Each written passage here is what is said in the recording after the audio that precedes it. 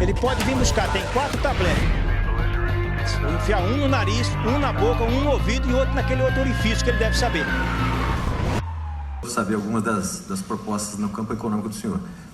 O senhor tem uma questão que fica difícil para a audiência entender. O senhor tem um histórico no Congresso de ser contra várias privatizações.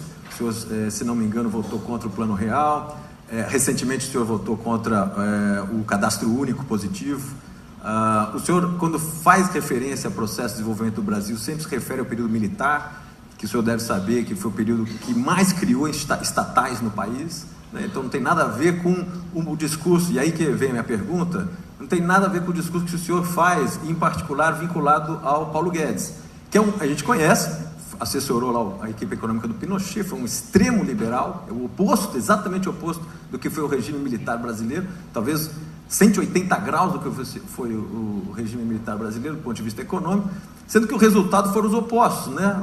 Aqui o regime militar brasileiro, que o senhor toda hora cita, entregou o país com uma hiperinflação, com um problema fiscal cavalar e com uma participação do Estado na economia, talvez a maior da história do Brasil, né? É no período democrático que a gente tentou corrigir a superinflação, corrigir a questão de fiscal e de alguma maneira implementar alguns projetos que têm a ver com desenvolvimento mais sustentável.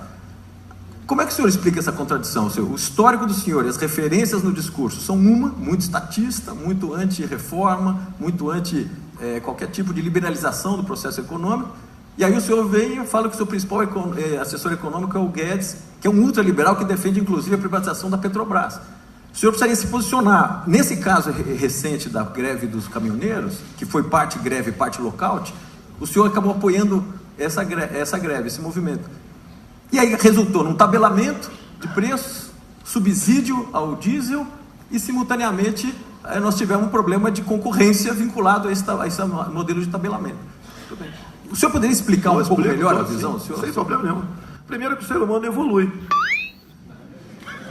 Você não está se referindo, com todo respeito, a um troglodita. Plano Real, votei contra, sim.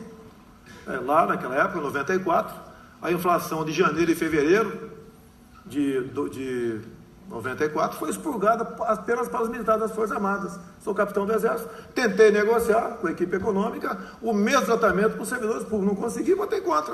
O que eu podia fazer?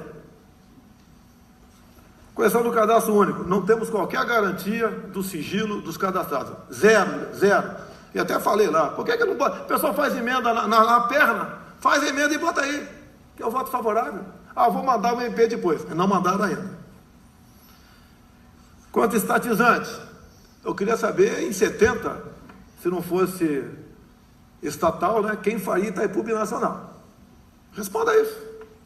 Quem faria se não fosse o governo federal? Agora, tire as obras de infraestrutura do período militar e veja o que sobra do Brasil. Não sobra nada do Brasil. Me aponte uma grande obra do Sarney para cá. Não defendo estatizações agora, não. Questão de Pinochet. Bem, se for falar em política, lá tinha 30 mil cubanos quando ele entrou. E foi feita uma política econômica diferente do que está aqui, tanto é que deu certo. E muitos economistas que temos no Brasil hoje participaram, naquela época, né, da política econômica de Pinochet. Caminhoneiro, eu acompanho há 2 anos. O governo não tem órgão de inteligência. Acabei de falar, a inteligência do governo é cubana e venezuelana. Acabei de falar isso aí. Ele não foi pego de calças curtas. Estive em Gramado com os caminhoneiros, estive no Rio de Janeiro 2 vezes, várias vezes em Brasília também, problemas que eles têm todos. O governo simplesmente é insensível, ou melhor, não tem moral para buscar a solução de problemas, que está tudo loteado.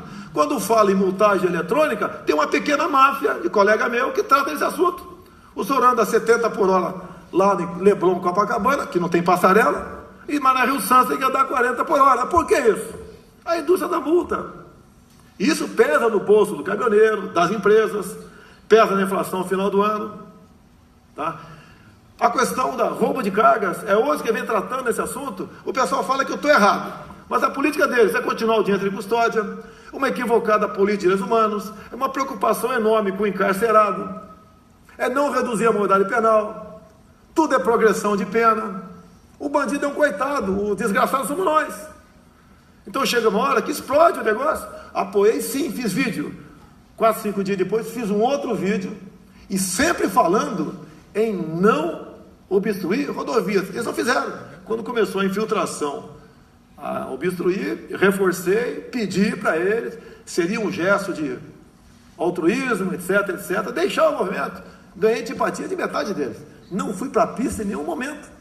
Agora, o governo não tem capacidade para se antecipar a problemas. É um governo omisso. É um governo que não se expõe. Com que moral vai se expor também, né? Dessa forma de fazer política, não toma lá da cá, como é que vai fazer uma política sadia para o seu país? E as mudanças acontecem. É natural. Muita coisa que, se fosse hoje, não teria feito ontem, com toda certeza. Vou pegar então o último minuto aqui e voltar para um ponto que também acho que é uma questão permanente sobre a sua candidatura, deputado, que é a questão da governabilidade. O senhor se referiu aí a montar uma bancada, talvez ad hoc, né, a posterior a tomar a posse. Mas a gente precisa lembrar, talvez, que um pouco o histórico, vou ser bem rápido. O histórico do senhor foi aprovar, ao longo dos 24 anos, 1 ou 2 projetos, o senhor nunca liderou uma comissão, relatou um projeto importante.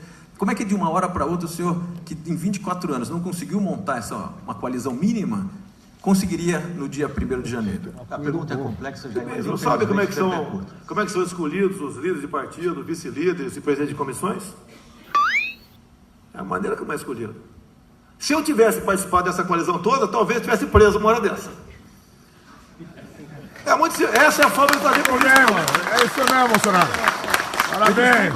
É verdade. Falam sobre, violência no Rio, o cara não fez nada. Se eu tivesse feito algo com o Cabral, estaria jogando dominó com ele em Bangu. Que a maneira de fazer política atualmente é essa. Essa é a verdade, que o povo brasileiro não está acostumado a ouvir. Faltam 30 segundos. Faltam 30 segundos. Posso elogiar o Levac de novo? Se for em tom de piada, eu adoro. Mas nós perdemos, né, pelo politicamente correto, esse espírito de brincar. Não pode brincar por mais nada praticamente. E eu exagero de vez em quando nas brincadeiras, por isso sou réu no Supremo Tribunal Federal. Mas a gente vai mudar o Brasil se Deus quiser. Muito obrigado. Muito bem. Parabéns, Bolsonaro.